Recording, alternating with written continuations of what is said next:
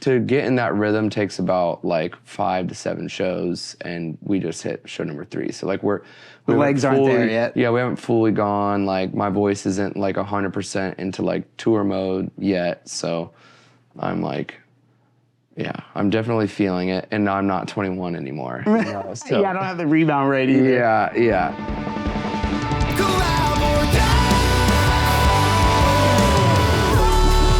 We're always collaborating at all times with the universe. I'm really interested, when I interview artists, I'm really interested in the artist's journey. And so I feel like I've gotten to see yours since, I was just realizing on the way down here, we did Warped Tour together, and I think like, I don't know if it was 2010 or 2011 or 2012, it was one of those 3. 10 or 11, yeah. And I remember seeing you. I remember you had long black hair. And specifically, I think the venue that sticks out to me is whatever one they do in North Carolina. I think it's in, I don't remember if it's in Raleigh or... Back then, I think it was still Charlotte. Yeah, that sounds right. I think it was. Charlotte was always like really, really, really strong back then. I mean, it's a great market now, but... well, so I remember like, there were just a few bands that I remember seeing every day and being like, oh, I've never heard of them because the other wasn't the genre I was into. And you know how fucking it's like a parking lot full of different musicians. So I always enjoyed seeing the bands that I didn't expect to be into a band that would be around. Like Larry and His Flask was around the one year. And I remember that name. Yeah, and a bunch of, they were just kind of like a country, like, I don't know, multi-acoustic instrumentalist group. Yeah. And like an ensemble of 12 of them, I think. And they played a lot of the barbecues. So it was just interesting to see that like you would have the ex-hardcore metalcore band.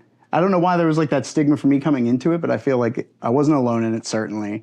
And I just kind of enjoyed seeing the breakdown of the barriers to entry for each genre and seeing who homied up with each other throughout the summer and made friends. Yeah. But so just getting to know you, like seeing you back then, I didn't know you, and then I didn't really get to know you until probably the Feel This tour, the UK headliner. 2013. That Sirens did. And I remember you were in like a tank top for a lot of that tour, and I remember it being like super cold. I was like, how is he fucking surviving? Yeah, those years were like tank top, Toms, skinny jeans, and that was it. And then you had Luke Holland was driving for you then. He showed up in like an even smaller tank top than you. Like just not to be outdone, he came with an even smaller tank top. Yep. But so a lot of things have shifted, I think, for you in your artist journey in the last like couple of years, especially since 2020, obviously. Yeah. And so I kind of wanted to catch up with you and see where things have been. Like I feel like there's, I saw Tony is playing in Sirens now. Yeah. So I was like, I went and I saw them a couple months ago. And it's being like, wow, this is so weird. Like the dynamics are shifting and people are over here. So it's like, I know you guys got the new record coming out, New Reality. You're on this tour right now. What's this tour you're on right now? The Skeletons tour. It's with Pop Evil and our label mates Void. And label-wise, you guys are not on the same label. I think you were on whenever Correct. we toured together last. We left Fearless in 2020. 2020. And we signed with Thriller this year, Thriller Records. And Bob Becker, who owned Fearless originally and then sold it, founded a new label and came back into the game. That's nice. Yeah, I thought he was like retiring there for a while. So yeah, he did. Back. He did retire, and then he was just like, I miss it, and I love music, and so he came back, and it's been amazing. You know what I mean? Look at everything that Fearless did under him. Yeah, basically like a scene changer through and through. Yeah, absolutely. So tell me a little bit about this record. What do people have to look forward to? I think, Where did you guys record? Well, we did some with Eric Ron, some with Matt Good, and then the rest with Hiram Hernandez. And then one song on our own started just like, demo writing.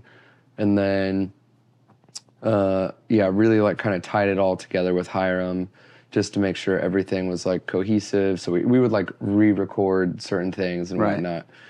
But we did that, and it's really, the way that I describe it is, I think, at least for me, it's the record that if I was to take a step back from the band and try to evaluate it from a fan perspective, I think we have a record that will come out that is going to scratch the itch of every era of the band without like placating what we're trying to do moving forward. Right.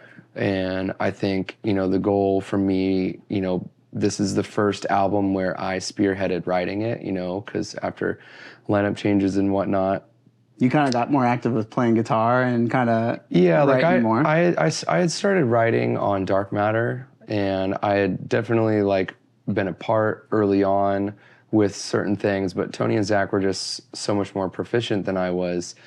And then as we progressed, I really took more of like songwriter structure. Like I could play well enough to like get my ideas out, but I wasn't gonna like blow anybody away with like riffs and like shredding stuff or whatnot. But I would always be able to communicate that really easily to Zach and Tony. And so then after, Tony and Matt stepped away and Zach ended up taking a year off as well, is when I wrote the majority of the record.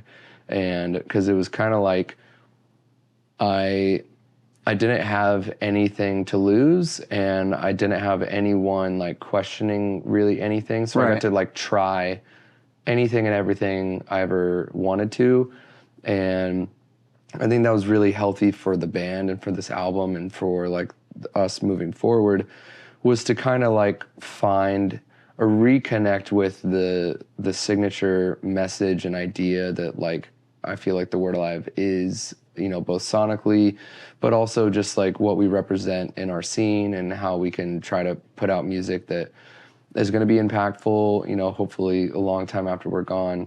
And so I just spent a lot of time and wrote and rewrote, and I wanted it to be fun. I wanted it to be fun for, the players of our band to enjoy what they're doing. Super big. It's like an underrated, important part of the songwriting. It's like, is this actually going to be fun to play live? Because we've done a bunch of things where we have gone to recording and didn't get any chance to sort of A and B it between live and how we feel about it listening to it in a car or whatever later. And the fun dynamic is like crucial. Yeah, and so just like taking everything into account, everything the band had ever done right, everything the band had ever done wrong, and trying to hone that into like one solid record. And I think that's what we did. So I'm definitely super stoked on it. I mean, we have just only 2 singles out so far, but it's a special record, and I'm very excited. I can definitely hear that. The difference between New Reality and Nocturnal Futures is like you can see that there's going to be a separation of like, there's going to be a spectrum of the Word Alive to kind of absorb. Yes, and there's more of that spectrum still to come, and that's kind of what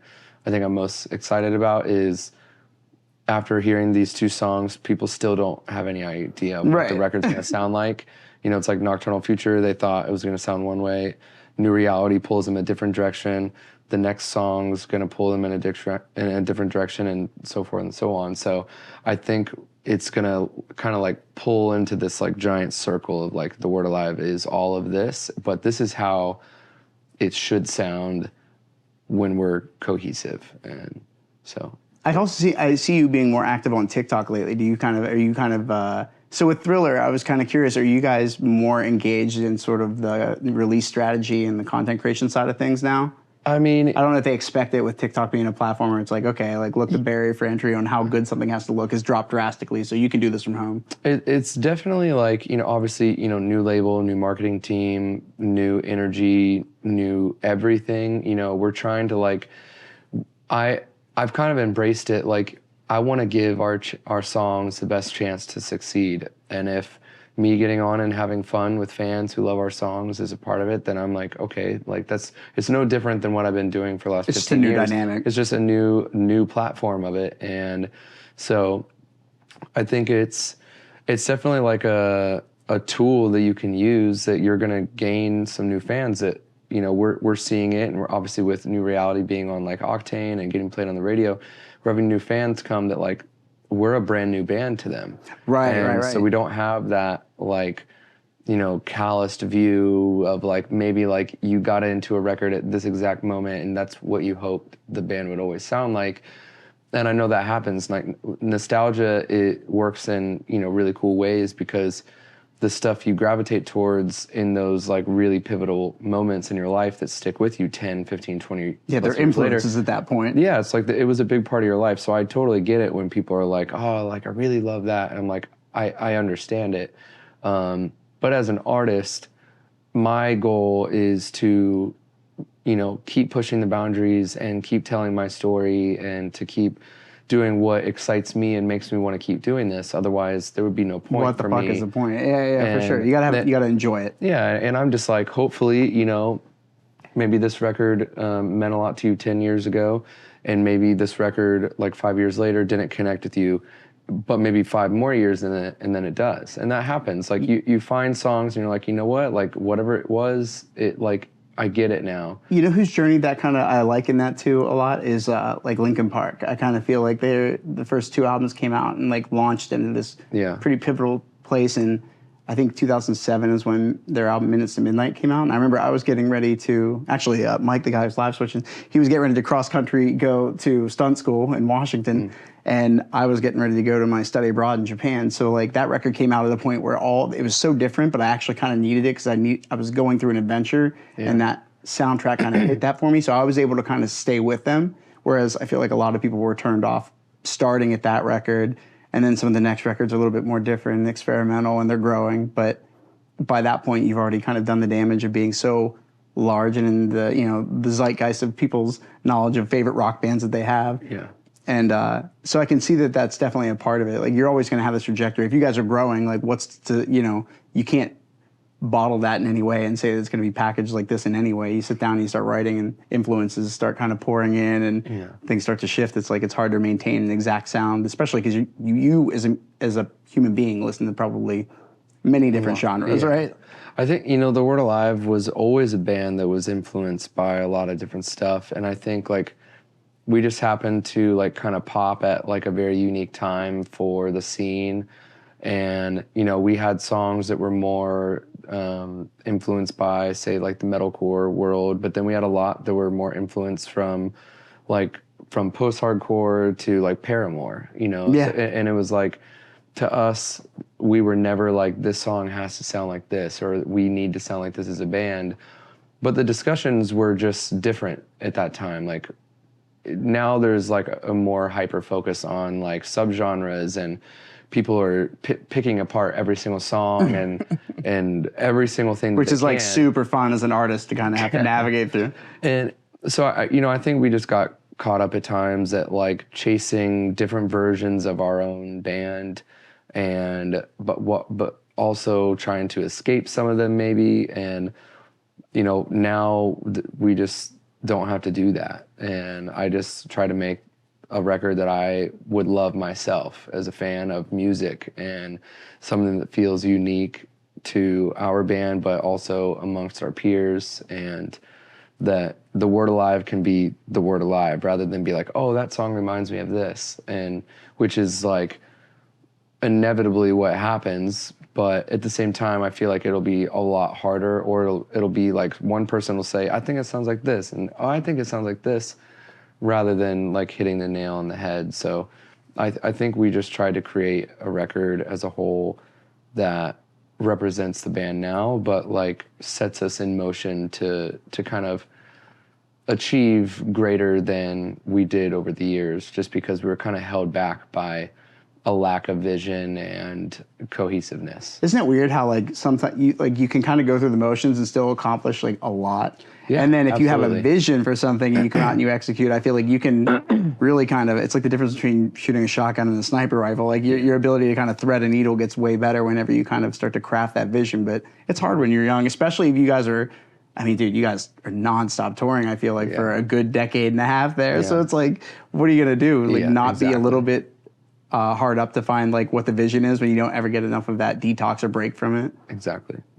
So do you guys all have sort of like your own home recording setups for being able to kind of do stuff remotely, or do you? I mean, every band demos differently, so I'm always curious like what other Zach people's workflows end up I being. go to like my friends' studios. I'm super close with Eric Ron, so like if it's writing time, I'm like, hey, what day or night or whatever right. can we like set aside a block and fucking go at it? And I did kind of the same thing, and Zach went in with Matt Good, and then I went in with Matt Good, and then the Hiram thing kind of got brought up, and I went in for a writing session with him, and we just jammed, and we hit it off so well that I was like, okay, let's do this again. And then after we did the second song, the first song we wrote together was, I think, what will become the next single. The third single drops. And then Nocturnal Future was the second song that we wrote. So by the end of Nocturnal Future, I was like, I feel like this is what we need to connect the dots and everything. And so then we just you start to see the spread of how the record's going to start developing. Yeah. So then, and Matt Good was the one who actually, like, he called me and he was like, I really think that the way that you're going to have the best record is by going to multiple producers. Yeah. Because he's like, if you look at your band as a whole, the songs that have really broken through for you, he was like, some of that is like what I do best, and some of it is what Eric does best. Right. And then he's like, and then there's this other thing that I feel like you're trying to capture, and that's where Hiram came in, and then everyone worked together. Like Eric came into the studio, Matt would like Zoom with us, and we would go. So like, it was really kind of like a family like record in a lot of ways, where the people, that's a good way to be. The producers who had like really pushed our career the last, for 7 years, wanted to be a part of it, and yeah, so I think it just like, it was a culmination of so many things that had to happen for that to happen. But it was kind of like when the world shut down, it forced a lot of things to kind of like fall into place in a way that, like you said, we were just everybody going, that I don't know, it might have been years before we stopped to like look around and be like, oh, maybe there's a different way. There's a better way. When did Monomania drop? 2020. Yeah, but that was like in the like pandemic. A week before lockdowns. I was gonna say, I feel like that was a March release. Yeah, it was February. Did that bode well for you? Because I feel like that's when 21st. Netflix got like higher viewership and Spotify numbers were starting to spike, I feel like. So Spotify bombed at first. People don't remember this, but Spotify went down, podcasts and Netflix went up. Yeah. So listening to music, people were like not driving to work. They weren't doing like the things that they listen to music, they're stuck in a no house. gym. Yeah, they're stuck in no gym. They're stuck in a house with all these people that like, they're like, you can't blast the music you love necessarily. So it turned, like, podcasts exploded, Netflix, obviously, streaming went through the roof. But the people who, like, were really struggling, I think, like, and they were seeking out music that, like, really meant a lot to them, we definitely, like, really deeply connected with a group of people that became a huge part of our core fan base from Monomania. And then they, like, went backwards. And in what way? So, well, just, like, they weren't around when we dropped the first records. So, like, if they found Monomania in like lockdowns and then they're like, man, I love this band, then they went back and listened to like everything. And I think those fans looked at our career with a completely different perspective from someone who, say, was at the beginning and then was even still with us with Monomania and loved it all. But from the beginning, it was just a very different perspective of like what the Word Alive is. Yeah. But all of them just still connected over the music, regardless. So I think like for us, Monomania, it was like a blessing and a curse again to like drop during the pandemic, because it killed all the promotion and marketing for the album. But I think the people who needed it the most had it. Rather than us, like if we would have, say we would have been scheduled for like an April release, I don't think we would have dropped the record, and then we would have waited who knows how long, and then, it would have changed everything. I'm so thankful that it dropped before, because it set in motion again like so much change within the band. But at its core, Monomania had something really special in the message that I think was important for that time for people. Yeah. And so we were able to take that and some of the songwriting dynamic and put that into what will be our next record. But it's definitely not like a Monomania Part 2. It's not, this next record will not be a Part 2 of like anything. It's taking little pieces. Like I'm sure someone will be like, oh, this reminds me of blah, blah, blah, Monomania. This reminds me of Dark Matter or Real or Deceiver, whatever. people will find those influences within it because it's the word alive. Like, but I don't think anyone will feel like this record is like an extension of something. It's a culmination of the whole history of the band. well, the benefit, I feel like, I'm not sure how much of it to dissect into, like, as an artist, I feel like we have an eye on how we think things are playing out versus how they actually play out to the everyday person. Like, I can't be a person who listens to music and isn't also listening to the kind of the production that's going into it and like wondering, oh, that's interesting. Oh, I like that. I really like that moment that they build or whatever it is. And the same for movies, like being in the film production side of things. It's hard to watch movies and not kind of have to be a little bit of homework or, you know. Yeah. So when you're the person who just listens to music, I think you have a fundamentally totally different understanding of the way new records come out from bands. And I feel like before I was invested and involved in music, I was certainly also that way. But there's something to be said for, like, you know, you dropped this album. When's the album come out? We don't have not publicly. No. Dead, okay. We're just on single 2. No, as of now, we haven't even announced a new album. Okay. Well, the single's out. Yeah, but we haven't talked about the record. Gotcha, You okay. know, it's early. It's specifically focusing on song to song right now. Right. We're not. That's good. We're not rushing to tell the story of the album yet. We're just letting things kind of organically grow and connect, and people, you know, find their way to our fan base, and kind of, if you've been off the fence, to kind of find your way back in and at least be curious. So, but every record is a chance to, I mean, essentially, you're going to discover new people no matter what, every record you drop, and then kind of getting the back catalog to go back to is, as a listener, like the listener side of Johnny really appreciates that, because I enjoy going down these familiar sort of nostalgic roads of being oh, this reminds me of this. Oh, I love this. Yeah. So you've got that going for you for sure. So the release strategy for this one, do you feel like you have more of like a hands-on approach to the? Oh yeah, definitely. I mean, this one's just way. It seems like it's being handled out. Differently than. Completely differently. Like, the team is all brand new, and one of the things we first talked about was like just how different I wanted it to be from previous releases, and for a multitude of reasons. But I just wanted, you know, like, this album to me, it's the most pivotal moment of our career, and so I want to savor every part of it. And I didn't want to just like rush out to be like, oh, we have a new album. It's like, I think the songs are good enough that they're not going to just like fade out in a month and you're like over it, or like, okay, well, I heard that, so what's next? Like, I think people are going to like savor the songs a little bit more. And do you subscribe to like the waterfall release strategy, kind of, in terms of being able to like let your singles go out in a little bit of time as you build up to the record, as opposed to just sort of like, it used to be like 1 or 2, and now you can kind of take your time? It's like, what's the point of dropping? I don't think there's any like right or wrong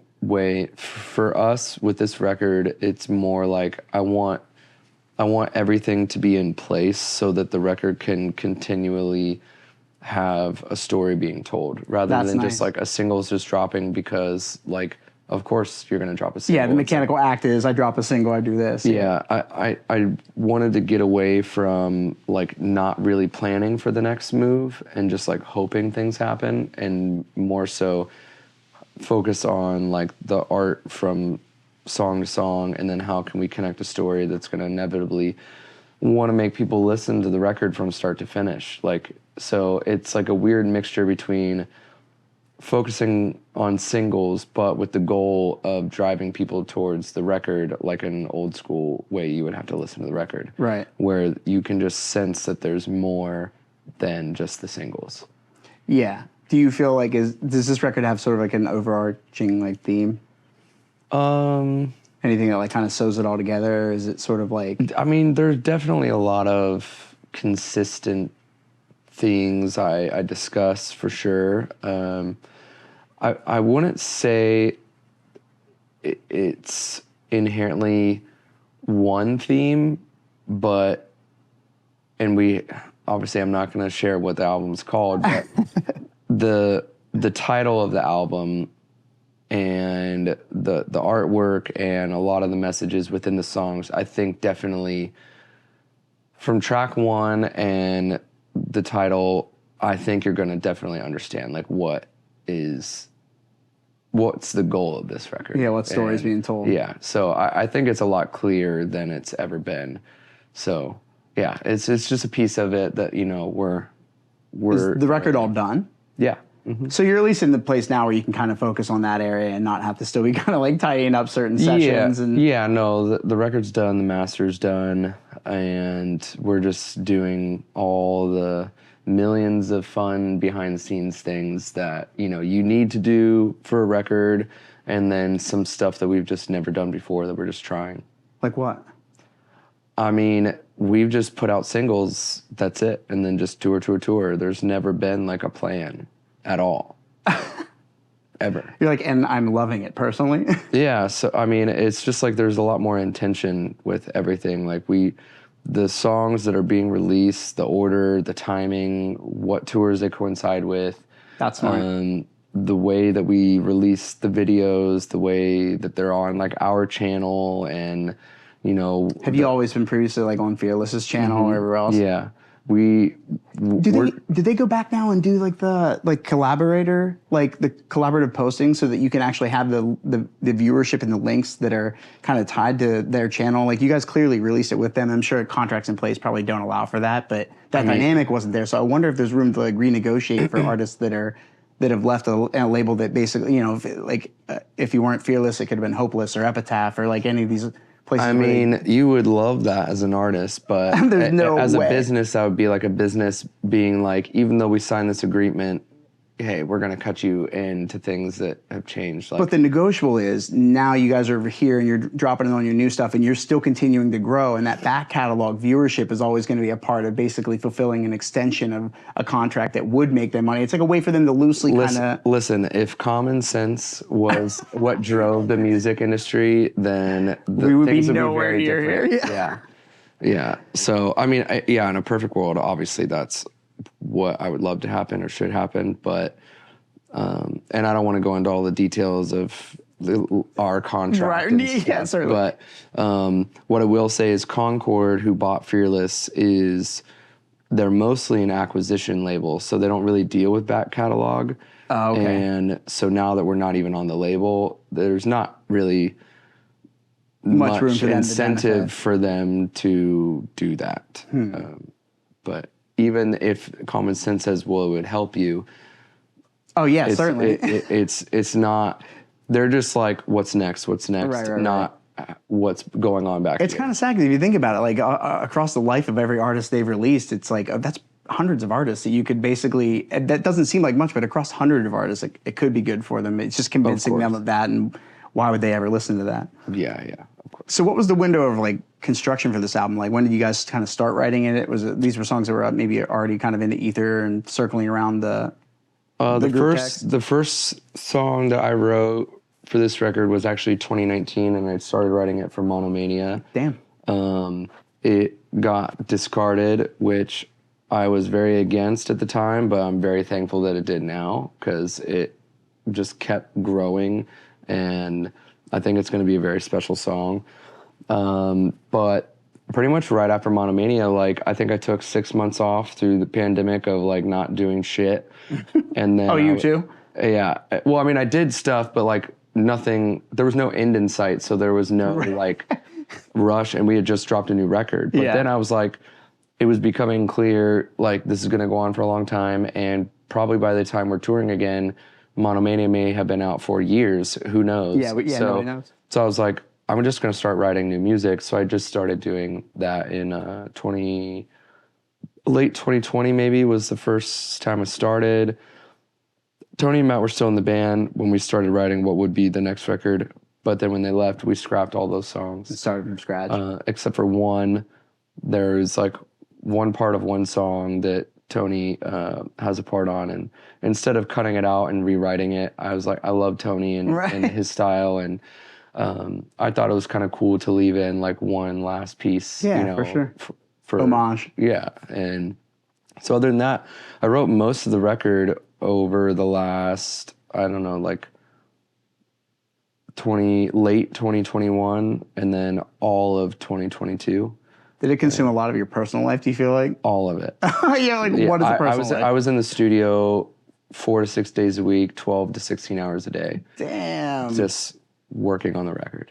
That was it. That's crazy. Yeah. So you have a heavy hand in the writing aspect of this record, and it's gonna be. I mean, you're like you said, you're kind of in this pivotal place where you have to you're reestablishing, not even reestablishing, you're establishing now what this new incarnation of you guys is going to look like moving forward. Does it kind of add an extra weight to the back end of like how it comes out and perception of it? I feel like the person in me that is so hypercritical and afraid of what somebody's going to think of something that I poured everything into cannot handle somebody just shitting on this thing that I love, even though I try not to let anything be like, no song is my baby, but they're all kind of your fucking babies. So, it's interesting because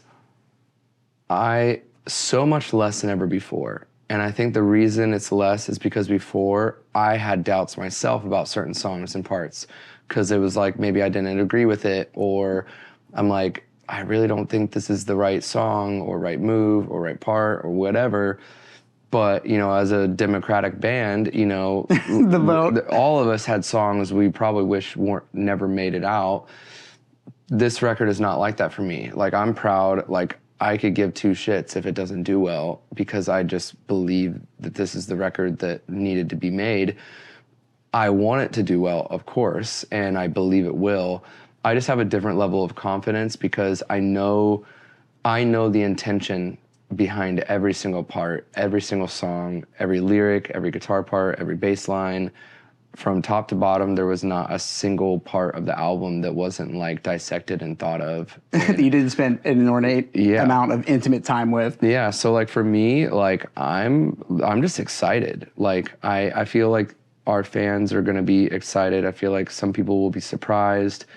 You inevitably are going to have people that want you to do maybe something that you're not, but I'm okay with that because I've been doing this long enough. Like I also like trust the artist side of myself, and that I needed to make this. Maybe it was subconsciously, maybe there's something that I felt pulled to do, and I'm going to make more songs after this. Like it's not like this is like the end all of my life or my creative, outpouring into the world. But for me, it's almost like a sense of calm because there's no like. You seem real chill about it right now. Yeah, I was like, man, I wish this song wasn't coming out. Like, there isn't that. I'm just like excited for people to discover what we made. And I think, our crew that have heard it and a bunch of our friends who've, sat in for songs or whatnot, it's a very general consensus like feeling and range of emotions that it's just kind of giving me even more, I wouldn't say confidence is the right word, but just it's very rewarding to feel like that this thing that you dedicated like every waking hour of your life pretty much to, the thing that you were trying to convey is like being seen and felt and heard. So it's very validating, very rewarding, and I'm just excited. Have you passed it around to any of like your peers? I'm always like, I love peer feedback and I hate it at the same time. So I feel like I want it until either I get it and then you realize, oh shit, you're just a different artist. And I thought you were going to maybe approach this a different way and understanding, and you've come clearly with the lens that you've got on to absorb it from. I haven't sent the full record to anybody. It's kind of like the older I get, the more private I become. And it's kind of like, say you like met someone and you're like, I think I'm in love with this person. Rather than like me going and shouting it from the rooftops, it's like if we happen to casually like run into each other and it comes up like organically, then I share it with someone in a moment where it feels more personal. So that's kind of how this record is. Like, I'm not like, can I show you the song? But it's just like, if it happens, because you're excited about all of it. Like, yeah. But it's just like, I'm very happy to like just let people hear it when it's an organic thing, rather than like sending it out to all my friends like I would do with every other previous record. It's more like when we're having a conversation. They get the Dropbox link, it's the whole album. Yeah, and it's like that I don't know, it just feels impersonal almost. Like I would rather it feel more personal because it's the most personal record for me. And so I don't like to just like send the whole thing out. Like, it's just not that kind of record. And I want even some of my friends to like hear it for the first time with everyone else. This is kind of weird. So I don't listen to a lot of my friends' bands until I see them live after it drops. Like, I feel like I've seen like the last 3 Sleeping with Sirens records. I didn't listen to them at all until I went and I'd go shoot something for them. Yeah. And because you see what the visceral connection to the music is when you're kind of there stretching your legs. Yeah. And that's true. I feel like that's true for most of the artists that I'm either friends with or have toured with in the past. And I think I almost prefer it that way because I feel like you can get a bad mix and a master that's not going to quite lock down the feeling the way you're able to whenever you've got a good crew with you. Yeah, I mean, live music is definitely, and I say it all the time, it's the best part of music in general. And I think you could see a song live that makes you fall in love with the band. I certainly like certain bands live that I wouldn't listen to their records like on record, but like live, I'm like, damn, this is fucking awesome. Like, and that's how I love when people connect with our band from seeing us live first. But also I'm like, yeah, if you hear our song and you love it and you come to a show, it's the same kind of thing. It's just the reverse. Right. Either way, it's just about connection. And so some people connect better in a live setting with music, and some people connect better when they like put their headphones on and get to listen to it with no distractions. So whatever floats your boat, as long as you're liking the product at the end, like, you know, and wanting to come see us live again, that's obviously the goal. And buying a t-shirt. I mean, that definitely, that keeps the lights on for sure. How's Colby doing? She's good. 12 and counting. I just saw it. Yeah. Scares there a couple years back with some surgeries and stuff, I remember. Yeah, she's gone through the ringer, but she's can I grab water? I'm like yeah, dying. for sure. I've been talking for her. Go for it. All day. Yeah, like, regretting I didn't bring my water. She's great and just embracing every little bit of extra time to have with her. After this tour, it would have been the longest I've ever gone without seeing her. So my dog. Yeah, everybody who doesn't know. Yeah, my dog. She's great. She's like a Warped Tour vet, though. She would come on every Warped Tour. Yeah, I think I had pictures with her, I think in 2013 or something. No, 2014 maybe. She came on 11, 14, 16. She came out to Warped Tours in between, like when I would visit friends. One of like the most well-traveled dogs. Yeah, definitely. For sure. So what were kind of some of the hurdles you feel like you had to deal with this record that weren't necessarily pertaining to? I'm wondering, like, I mean, with the switch between labels, I'm curious why. I feel like most artists I know, once they fulfill that like 4-record contract or whatever it is with one label, like they cannot fucking wait to be on their own and drop stuff. And then you realize you need all of this like infrastructure in place to make shit go smoothly. And it actually is like almost at that point not helpful to be on your own, even though you can take in the lion's share of the profits of streams and stuff like that. Have you guys had some like hurdles in the transition between the two? I feel like you wouldn't have signed if you weren't like, this is the next. Yeah, so I mean, we were in a position where we were totally fine not signing a record deal, and we had dropped like a one-off single and a cover, and so we got to see that like you can make more with less, you know, doing it on your own. The record was, I would say, 70% written.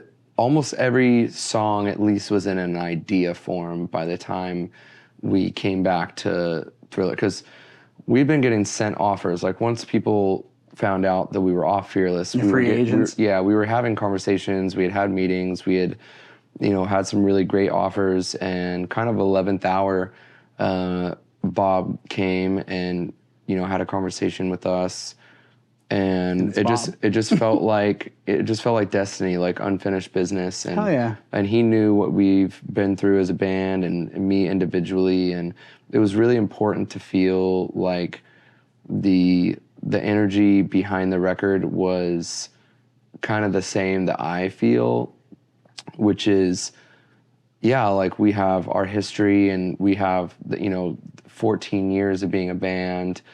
But I feel like the band is like brand new in a lot of ways. So I wanted someone who understood the history, but wasn't like gonna cater what we're doing right now. Or make you be beholden to it. Like, this is the record I'm looking for. I need this record and this record, and if you could have a single on there that's around, you know.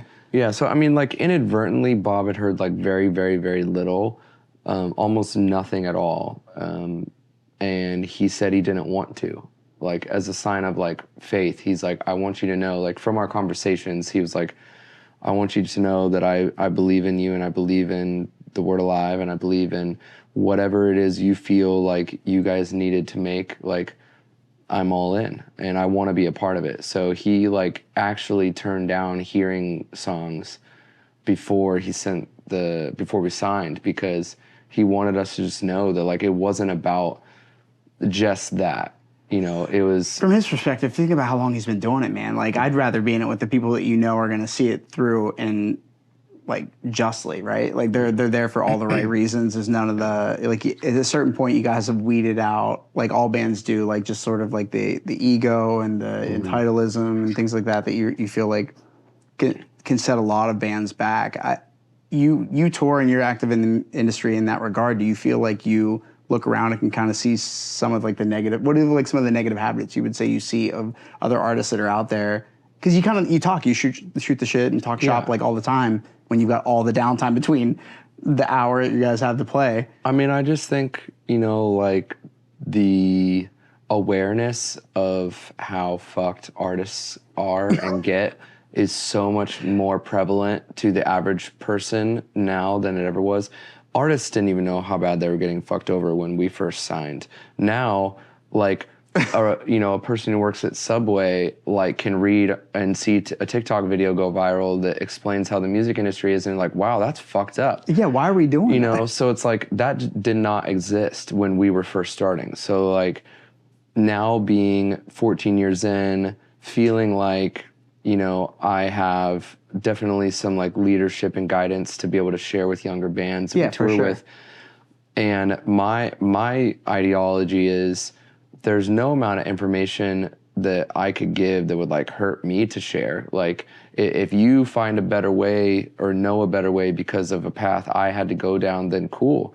Like, even though I didn't have as much information when I first started, I still had a few older bands take me and the band under their wings, Under Oath being one of them, Silverstein, and kind of sharing some of their perspective on certain things. So mentoring. While it was like a lot more condensed and less business oriented, I still learned so much from them.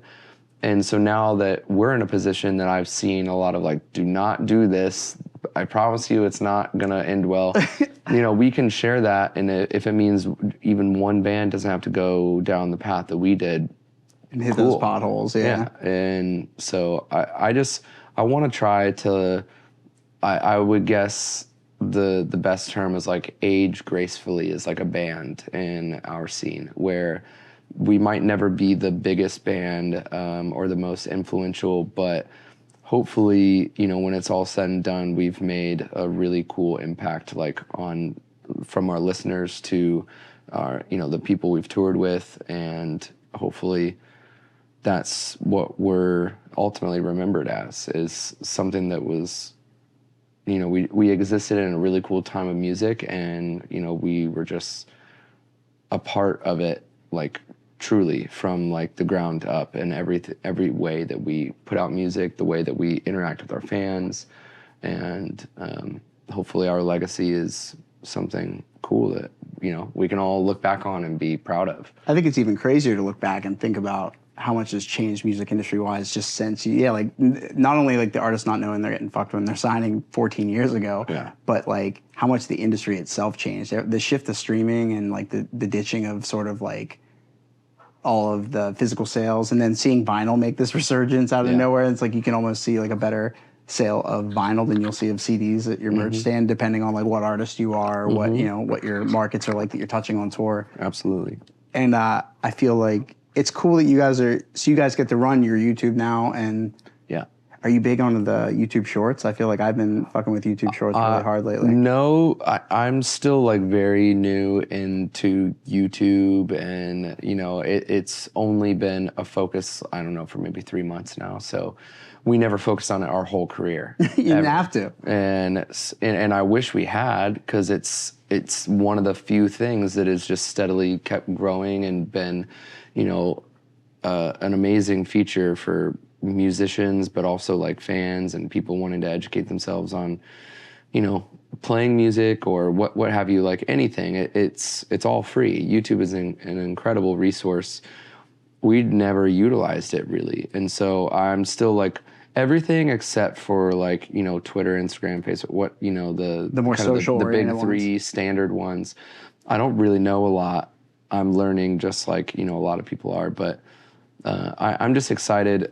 To me, I'm like, if you tell me like, if you do this one thing and it'll help people find your music, I'm like, sure, okay, cool. Yeah, it's a new thing. Okay, I'm in. Yeah, so I'm not like hyped about anything, or I'm not against anything. I'm just like, I'm just trying to create and live my life as best I can, and I'm just reliant upon, you know, the people that, you know, believe in our band to kind of help guide me towards like what I need to put my time and energy into understanding better. So I do YouTube Shorts. I do know what they are, of course, and like it's YouTube's version of TikTok, essentially. Yeah, like, there are so many things, and oh, yeah. there are only so many hours in the day, and you know, it's hard. I feel like I'm a person that like the older I get, I want to try to be on my phone less, not more. For sure.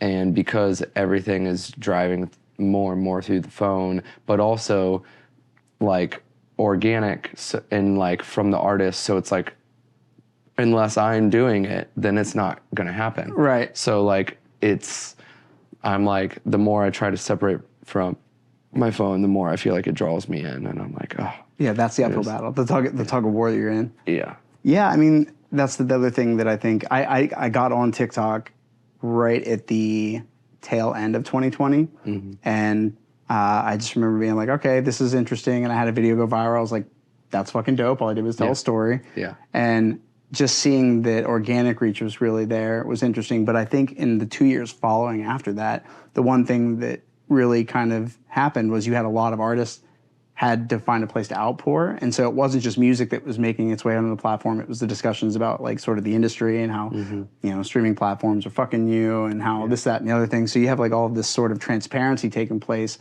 and in such an elevated and like mass focused way. Like TikTok started making its way into, you know, Saturday Night Live skits. So now it's like no matter where you go, you're kind of being indoctrinated in knowing that short form media is very, very interesting now. And then another thing it did is it kind of lowered the bar for quality that we accept as short form media. Yeah. And, you know, like captions on screen and stuff like that. Like it's been really interesting to watch sort of an industry shift from the media production and content creation side of things. And then as the artist, the problem then is, okay, now how do I integrate this thing that is my art, my life, my soul into these other things that feel a little soul sucky? So I'd like to avoid that. And you're in this age where people want the transparency. They want to see like, you know, not necessarily what you're eating and the next shit you take, but they want to know sort of like what's in the sausage. How do you make that or what's that? I think, you know, a lot of artists, they've never been given kind of their own, you know, like it's like their own outlet. We had to go to, you had to get press to like speak on the things that you're passionate about.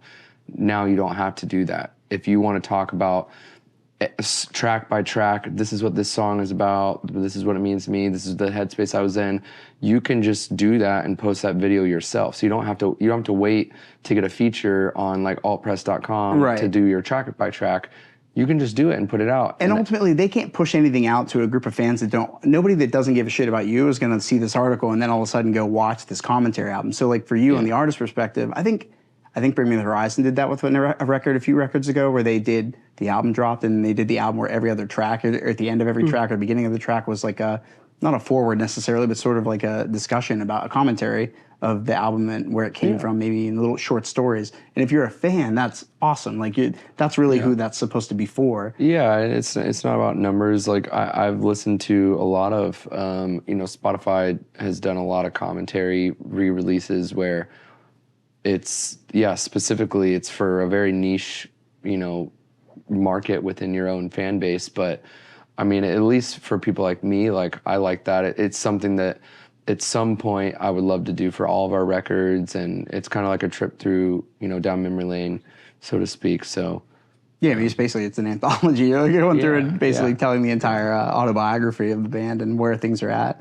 Be cool to get like a group of every member over time and just have people come in and just do. That's like we did a podcast. The Word Alive did a podcast in the pandemic. It started right before, and we talked about different records and different songs and stuff. And the fans probably fucking love that. It was really cool. And I love that, like it'll just live there for forever. But yeah, definitely cool. Do you feel like at home yet playing these songs live? Because I feel like this is the first tour in a hot minute, hasn't it been? No, we've been touring. This obviously New Reality just came out like right before this tour. So it's the first time for it. But so you guys basically just got to start playing Monomania for the first time after. I mean, yeah. 2021 was our first tour, Star Set. So we had to wait, like, I think we played the song Monomania and maybe one other one before. No, Burning Your World Down. We played like a few songs. It all blurs together for you at this point, I'm sure. And then the first tour back was like the first time we got to play like more songs. So we sprinkled it in. We did do some like live streams, and all that stuff. So we got to like share some of the record, in that way. But yeah, I think like for a lot of people, the last probably 2 or 3 tours, like it was the first chance to see us playing those songs. So we sprinkled some of those in, but my goal was like to never hyper focus on one release ever again. So we have stuff from like multiple records. Like on this tour that we're doing right now, we have 10 songs, and we represent every single release except for one. So it's like as a support tour, it's the most career, like expansive set list we've had on a support tour ever. And rather than just be like, well, this is the most recent record, so let's play a bunch of songs off of it. It's like, we've been a band for 14 years. We got a lot of cool where do songs. we pick? Yeah. Like, as it gets harder to pick, I think the easier thing is just to pick like a favorite 1 to 3 off a record, and then sprinkle in songs just to change it up. So we'll never play the same set list twice ever again, and we'll like between tours or like. Well, yeah, like I think a lot of tours, support tours, were like pretty much play the same set list, maybe change one song, maybe. Right. Now it's like we're changing the orders, we're changing the songs. Like, some of our biggest songs we haven't played for a couple tours because we're just giving them a break. Yeah, for sure. Okay, well, there was also a period of time. I mean, Life Cycles, I feel like I've heard that song just from like multiple tours. Like that was like the song. And then we just brought it back. I remember going and seeing it, I think at Ram's Head Live down in Baltimore, and I don't think you guys played it there. And I was like, wow, interesting. Yeah. And I didn't get the chance to talk to you about it, but I was like, oh, that is kind of interesting. I don't know if you guys have, like you said, you kind of pick whatever you think is like a favorite off of there. The metric you use to decide what is the favorite song that you want to add on it. This is like probably something that a lot of bands could benefit from hearing your take on, but like determining your set list, that's really just building your show. Like you're determining the pacing and the the atmosphere you're going to give people for 30 to 45 minutes or an hour and 15 if you're headlining or whatever. Yeah, I mean, it's definitely a range of things. I mean, obviously we look at like active, who's listening and streaming and purchasing, what songs. That's like a part of it. You have the legacy of the band. You have the bands you're touring with and kind of the environment you expect, the type of fan that's going to be there. You don't want to cater to it, but you don't want to be so foreign that like people are going to have a hard time connecting to it. And then like you said, pacing, like I want our show to be an experience. I don't want it to just sound like 10 of the same thing. So we have variety to show the range of our band. Right, just 10 straight rippers and we're done. And we've had, we played Heartsport Fest, and it was almost like 7 straight rippers, but like that was very intentional. It was the shortest set we'd played in years, 7 songs. It's like, I don't think we've played under 8 to 10. I couldn't even tell you how long. Probably since 2015. Yeah, like so encroaching upon a decade. Cool. Casual. Yeah. So it's like for us, it was like let's just go and just hit it really hard, and it would be a really fun set. How was it? It was great. Yeah, you're like we actually loved it. Yeah, no, it was awesome. So, but like when you're doing a longer, the push and the pull, like you're gonna wear people out if it's just every song is a jumping song. Every song's this song. Like we show the different sides of our band, but I'm also thinking of like the pacing of the show and wearing fans out and whatnot. Plus you, yeah, my voice. All the songs higher register. You're like, maybe we pack those somewhere in the middle where I know I'm warmed up for sure before I start trying to jump to those notes. Yeah, definitely like my voice plays a role in at least the order of certain songs. How was your regiment for prepping pre-show and getting your voice ready changed since like early days of Word Alive to now? I'm sure it's shifted. You don't know shit when you first start. And I'm just like, oh yeah, like I'm driving all the night drives, and then my voice is gone. Like after that, like I'm gonna not talk very much the rest of the night because I can't. Like I'm singing 10 songs. It's not easy. Right. I can only do this on off days. Like I can't do I don't do all my press on. Yeah, I don't do all my press like on show days because you're talking for hours and hours. I'm still talking for hours and hours doing VIP. I still meet fans every show. I do as much as I can if we have friends in a city. But like you just have to be mindful. Like my body, I'm not a guitar. I can't just like change the strings. Can't tune this shit. So I have to be mindful of that. And I even told you before, like I'm like, I got to be careful about when I do this, and I might not. Yeah, like, for sure. Back in the day, like I would just never set boundaries for myself. No. I'm like, my voice comes above anything else. Definitely. And I'm like, and we have band and crew now that fully understand that and respect that, because if I blow out my voice, we cancel a show. That's the tour. It hurts everyone. Yeah. Definitely, man. I feel like when I was trying to link up yesterday when you guys were north of Pittsburgh.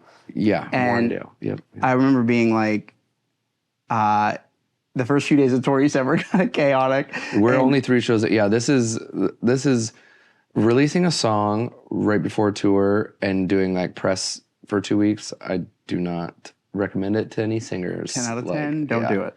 It's what I'll do next time is definitely space out, because there's so now with like TikTok and with YouTube, all these, it's like our press is like never ending. Right. It's like it's because what qualifies as press is way wider now in scope. It's just content. Yeah. And so that's something I'm like still getting used to, is like there are no days off.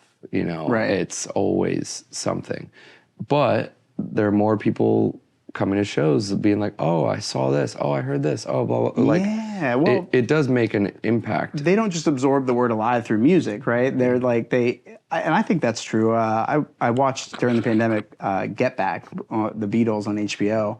And what was really interesting was to see like, they were just essentially documenting and being transparent about everything. So no wonder in an age where, that sort of viewership was gatekept by who could get things out on television where people could see it en masse. That was the distribution network. Now the network is in our hands. Yeah. So it's like, are there platforms where I can get there? Yeah, I feel like if artists would pay attention to that a little bit more, they might be more mindful of how within their grasp it is to really reach out and capture the attention of people that you're trying to reach out after. But whenever I reached out yesterday just to see like where you're at or what you're doing, I realized in hindsight, just from that comment you made, that I don't take offense when somebody has a boundary. I'm like, oh shit, yeah, true. Like I can't operate as if I pretend to know what yours are. So all I can do is ask, and if you're like, hey, there's a boundary here, it's like, oh, okay, yeah, no. And I totally get why. There's no offense to it. It's like, oh yeah, that tracks. It changes. Everything changes every day. And, me and some of my guys were talking last night, and it's,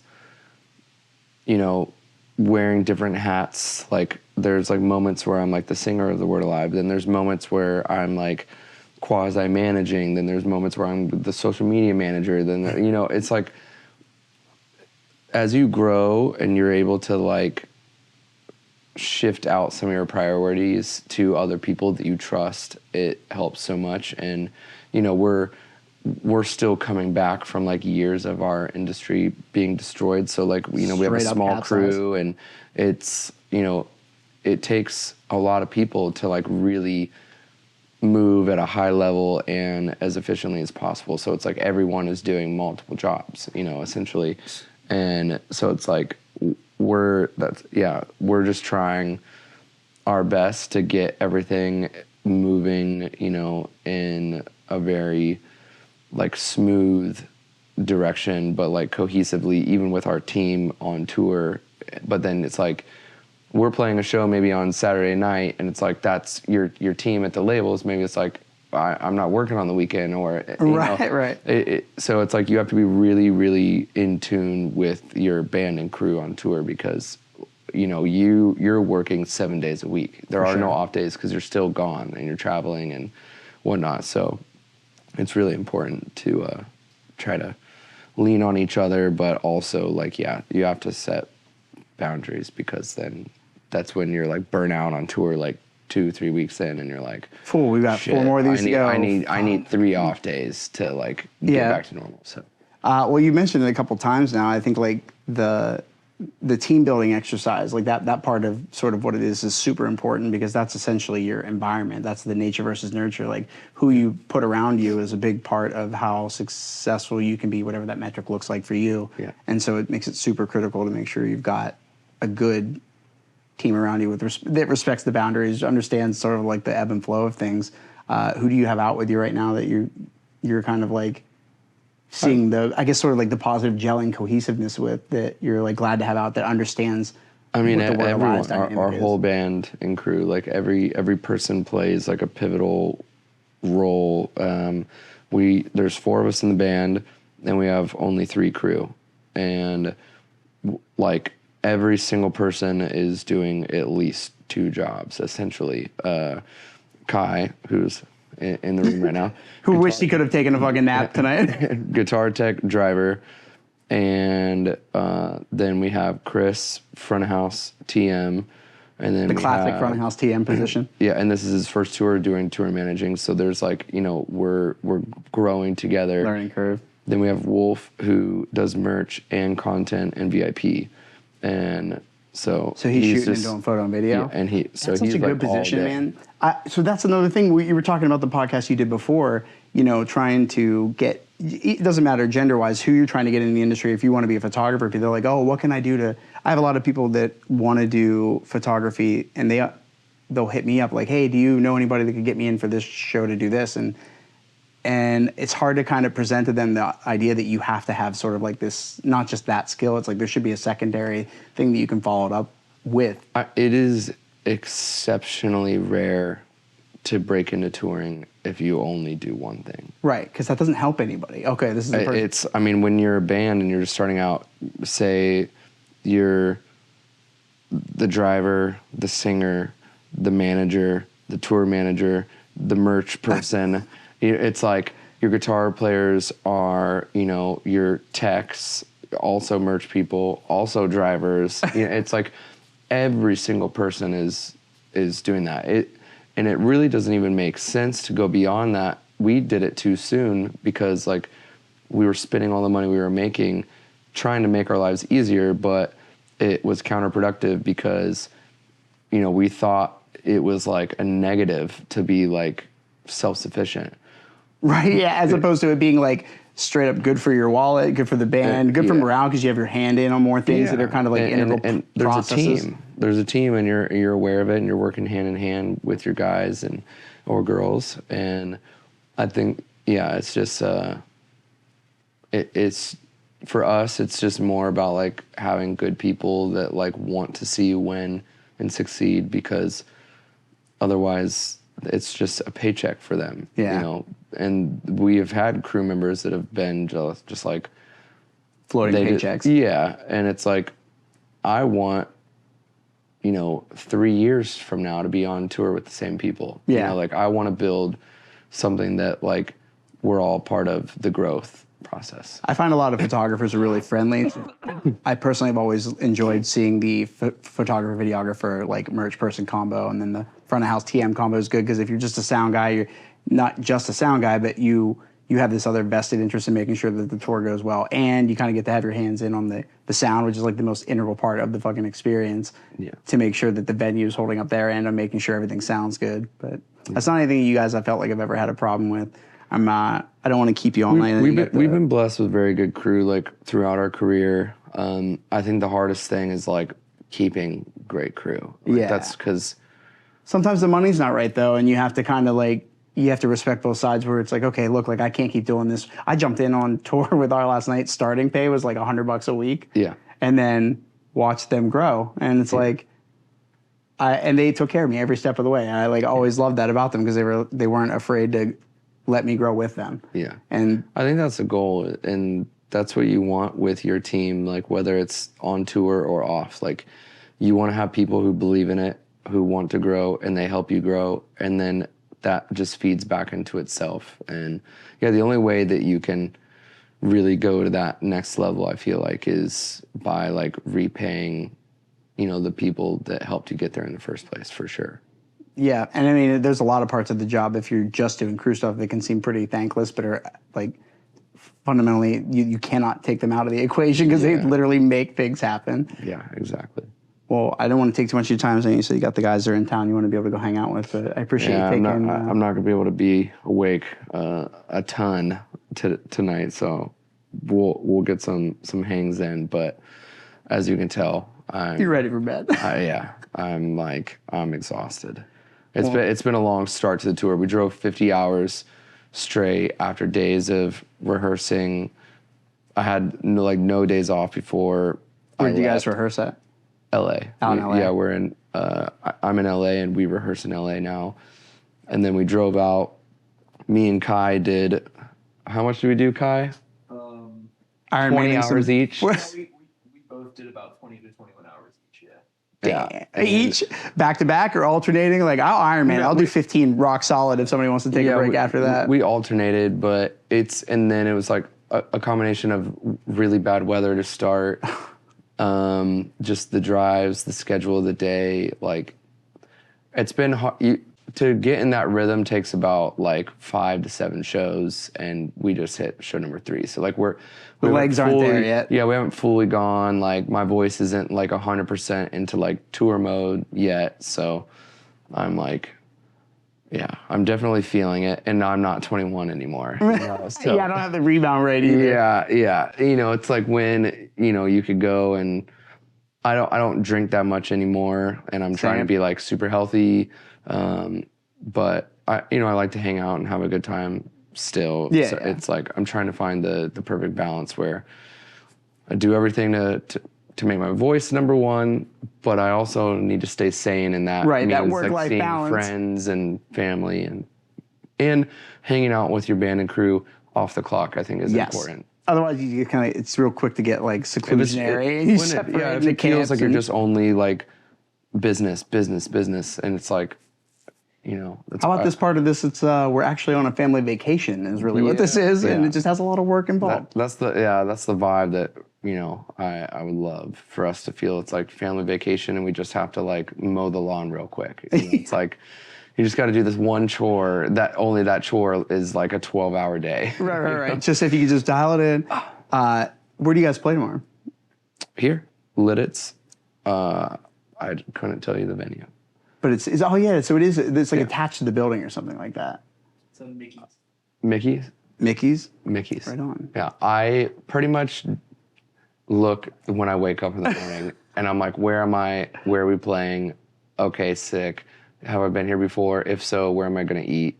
What are the creature comforts I have in this area? It, yeah. I foolishly asked you like 4 days ago if you had a day sheet for today or for yesterday, and you were like, I will get back to you as soon as I get Master Tour. Yeah, because before tour, we didn't get it until day 1. And then, unless you reminded me, that conversation is 1,000 conversations I get it. longer. I do have it now. I can give it to you now. Well, dude, I appreciate you taking the time to sit down with me and do the podcast. I hope you have some fun hanging out. I'm really excited to hear this record now that I've got more of like an understanding of what poured into it and where it came from. And yeah, I like that. This kind of feels like a casting couch situation. Where just I only let it slide because it's blue and like kind of this like suede. If it was like a pleather, different situation. It definitely. I was like, if we didn't have this and the barrier and the, you know, maybe we had a little mood music, it would be like. It just, or if there was just like a phone here and like a fake like notepad or something. We're just waiting for somebody to call in and give us the next question that we're going to answer. And only the questions are super perverse and there's like cameras that are hidden. Actually, that clock over there, that mirror is like a two-way mirror for sure. I'm not wearing pants really. I just have a napkin draped over me. Post-pandemic, that's acceptable though. People don't. Yeah. We don't judge. Like it's whatever you're comfortable wearing. Which I'll do like definitely no pants. Client meetings for sure in my underwear and just shirt and a button down, but no. I'm like, I'm not standing up. We don't got to worry about anything here. First off, I love Zoom because I love like getting everyone to talk as fast as possible and get it over with. Like on the phone, people are walking around. Like Zoom, it's like you're all honed in. I feel like the conversations, it's like 20 minutes less than it would have been if you were doing a phone call.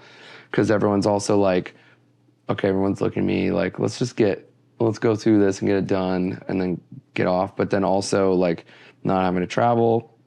And then, I just have to put a shirt on. That's it. Right. And if I have I'm sweatpants and if I haven't like moved in 3 days from the couch, that's fine. No one needs to know. Yeah, this is product demand. It's not grease. I totally showered in the last week. Don't fucking judge me. Yeah, exactly.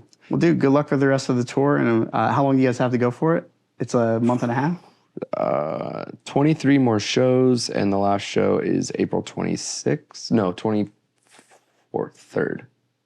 23rd. Damn. So you guys got a month and some change, man. Yeah. Well, so, there's a lot of spread out and driving, and we'll enjoy some off days, but I think we're gonna need them on this tour. Well, you're pretty comfortable doing the marathon that a month and a half long tours are. So at this point, it's just sort of like getting the legs back under you and then keeping it up. Yeah. No, exactly. Make sure you hydrate and get some rest. And I'm gonna hydrate, and I'm gonna have a nightcap. I'm gonna have an old fashioned, and that's a daddy drink for sure. Yeah. I definitely have embraced dad mode. Everyone calls me dad on tour, and I live that life very accurately. What are the new dad sandals that everybody's wearing right now? Crocs. Crocs have come back full tilt. I definitely own a pair of Crocs, and they are amazing. I brought them on tour before. I didn't bring them on this tour. You're walking around with like a cup of coffee at all times. I'm pretty much like, I wear slides almost every day. Socks with slides. I don't care what anyone says. I go full comfort as often as I can. Barefoot on stage if I have to. Yeah.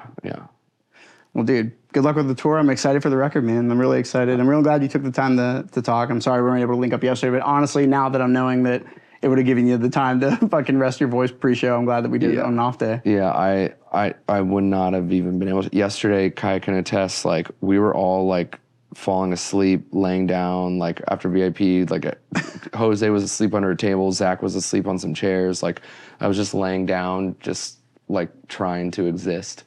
So, yeah. It's been like that. Well, good luck, man. I'm really excited. I'm going to sleep great tonight. Like a champion. Yeah. I do love, like, this literally feels like hidden camera, like TV show. Like, someone's going to come out from behind the curtain somewhere. Yeah, the fucking bed it drops down, actually.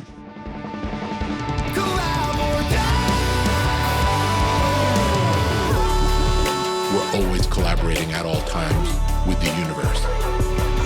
That is a wrap on another episode of the Collab or Die podcast. I hope you enjoyed listening to it as much as I enjoyed making this episode for you. And now it's time for our favorite part of the show, the part where I beg you to please hit that like button, subscribe, and turn on those notifications so you never miss an episode. And don't be shy. Give us a shout out on social media at Collab or Die podcast on all the cool platforms to share your thoughts, your feedback, and your love. Until next time, Collab or Die, baby.